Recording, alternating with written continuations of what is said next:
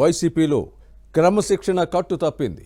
నోటి వెంట మాట వస్తేనే వేదంగా భావించి పరుగులు తీసుకొని వచ్చే కేడర్ ఇప్పుడు జెండాలు పట్టుకొని ఏకంగా ప్యాలెస్ దగ్గరకు వచ్చి ఎదురు తిరుగుతోంది. టికెట్ ఇవ్వకపోతే అభ్యర్థుల్ని ఓడిస్తామని వార్నింగ్ ఇస్తోంది.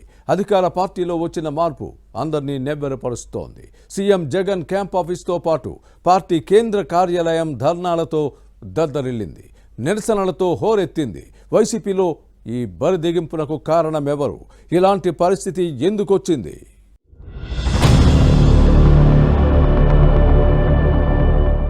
వైసీపీలో క్రమశిక్షణ గాడి తప్పింది. ఇన్ఛార్జీల మార్పు, వచ్చే ఎన్నికల్లో కొందరు ఎమ్మెల్యేలకు టికెట్ నిరాకరణ వంటి అంశాలు పార్టీ మొత్తాన్ని ఇరకాటంలోకి నెట్టాయి. అధినాయకత్వ తీరును నిరసిస్తూ తిరుగుబాటు చేస్తున్నారు. వైసీపీ కేంద్ర కార్యాలయం, ముఖ్యమంత్రి జగన్ నివాసం, తాడేపల్లి ప్యాలెస్, రో హౌసెస్ లో ఉండే విజయసాయి రెడ్డి ఇంటిని ఆ పార్టీ నేతలే చుట్టుముడుతున్నారు. ర్యాలీతో హోరెత్తిపోతోంది.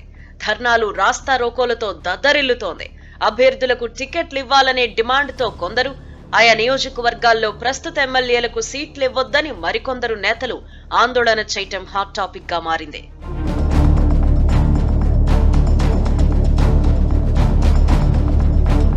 ఒకప్పుడు పార్టీలో ఎదురు తిరిగి మాట్లాడితే సస్పెన్షన్ వేటు పడేది. ప్రభుత్వ విధానాలను విమర్శించిన నర్సాపురం ఎంపీ రఘురామకృష్ణరాజును అరెస్టు చేసి సిఐడి అధికారులు 3rd డిగ్రీతో టార్చర్ చేసిన వైనం అప్పట్లో వైసీపీతో పాటు అందరినీ భయాందోళనకు గురి చేసింది. దీనికి తోడు ముఖ్యమంత్రితో పాటు వైసీపీకి వ్యతిరేకంగా సోషల్ మీడియాలో పోస్టులు పెట్టిన వారిని వేధించి అర్ధరాత్రి అరెస్టు చేసిన సందర్భాలు ఉన్నాయి. కొంతమందికి 3rd డిగ్రీ ట్రీట్మెంట్ ఇచ్చిన వ్యవహారం చివరకు ప్రతిపక్షంతో పాటు వైసీపీ నేతలను కూడా కలవరపెట్టింది.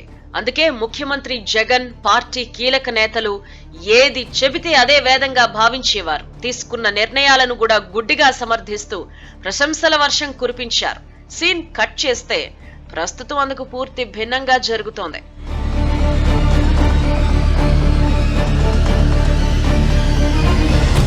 ఏకంగా పార్టీ నేతలే జెండా కర్రలు పట్టుకుని ఆందోళనకు దిగడం వైసీపీ నేతలను ఆందోళనకు గురి చేస్తోంది. నర్సరావుపేట ఎమ్మెల్యే డాక్టర్ శ్రీనివాసరెడ్డికి వచ్చే ఎన్నికల్లో టికెట్ ఇవ్వొద్దని గజ్జల బ్రహ్మారెడ్డి వర్గం ఏకంగా తాడేపల్లిలోని పార్టీ కేంద్ర కార్యాలయం ముందు ధర్నా నిర్వహించింది. సత్తెనపల్లి ఎమ్మెల్యే అంబటి రాంబాబుకు మళ్లీ సీటు కేటాయించొద్దని ఆ నియోజకవర్గం నేతలు కూడా విజయసాయి రెడ్డి ఇంటి ముందు ఆందోళన చేశారు.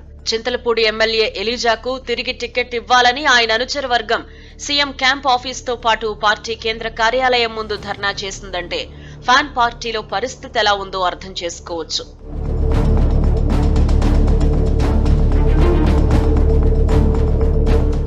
మరికొన్ని నియోజకవర్గాల నేతలు అనుచర గణంతో తాడేపల్లిలోని వైసీపీ కార్యాలయానికి వస్తున్నారు. కర్నూలు జిల్లా ఎమ్మిగనూరు ఎమ్మెల్యే చెన్నకేశవరెడ్డి తనకు టికెట్ ఇవ్వాలని, లేని పక్షంలో బీసీలకు ఇస్తే తన అనుచరుడికి కేటాయించాలని సీఎంకు సిఫారసు చేశారు. అంతేకాదు ఇందుకు భిన్నంగా జరిగితే వైసీపీని ఓడించి తీరుతామని హెచ్చరించడం చర్చనీయాంశంగా మారింది. మరోవైపు ముఖ్యమంత్రికి అత్యంత సన్నిహితుడు, ఆయనతో పాటు జైల్లో ఉన్న మాజీ మంత్రి మోపిదేవి వెంకటరమణ అనుచరులు కూడా రేపల్లెలో తిరుగుబాటు జెండా ఎగురవేశారు. కొందరు నేతలు రాజీనామా కూడా చేశారు. ఇలా తాడేపల్లి ప్యాలెస్ దగ్గర ఏకంగా ధర్నాలు, నిరసనలు, ర్యాలీలు నిర్వహించడం వైసీపీలో కట్టుదప్పిన క్రమశిక్షణకు నిదర్శనంగా నిలుస్తోంది.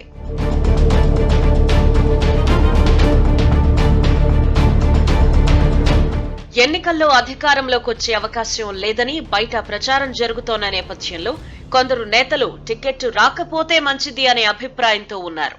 మరికొందరు తాము పోటీ చేయబోమని తెగేసి చెబుతున్నారు. కొన్ని నియోజకవర్గాల నుంచి పోటీ చేసే అభ్యర్థులు లేకపోవడంతో పార్టీ నాయకత్వం అన్వేషణ ప్రారంభించింది. విజయవాడకు చెందిన ఒక నేతను గుంటూరు జిల్లా పత్తిపాడు ఇన్ఛార్జిగా నియమించింది. అలాగే గుంటూరు జిల్లా వేమూరులో పోటీ చేసి గెలుపొందిన మంత్రి మేరుగ నాగార్జునను ప్రకాశం జిల్లా సంతనూతలపాడుకు బదిలీ చేయటం జరిగింది. పరాజయం భయంతోనే ఇలా చేసిందని చెబుతున్నారు. 2019 ఎన్నికల్లో 51% ఓట్లతో 151 అసెంబ్లీ సీట్లు, 22 పార్లమెంట్ స్థానాలను గెలుచుకుంది. ఆ తర్వాత 95% పంచాయతీలు, మండలాలు, జెడ్పీలు, పురపాలక సంఘాలు, నగరపాలక సంస్థలు కైవసం చేసుకున్న అధికార పార్టీకి ఇలాంటి దురావస్థ రావడం చర్చనీయాంశంగా మారింది. రాజకీయ పక్షాల్లో ప్రజాస్వామ్యం లోపించి నియంతృత్వ పోకడలు, నిర్బంధం పెరిగితే తిరుగుబాటు వస్తుంది అని, ఇప్పుడు తమ పార్టీలో అదే జరుగుతోందని వైసీపీ సీనియర్ నేత ఒకరు విశ్లేషించారు.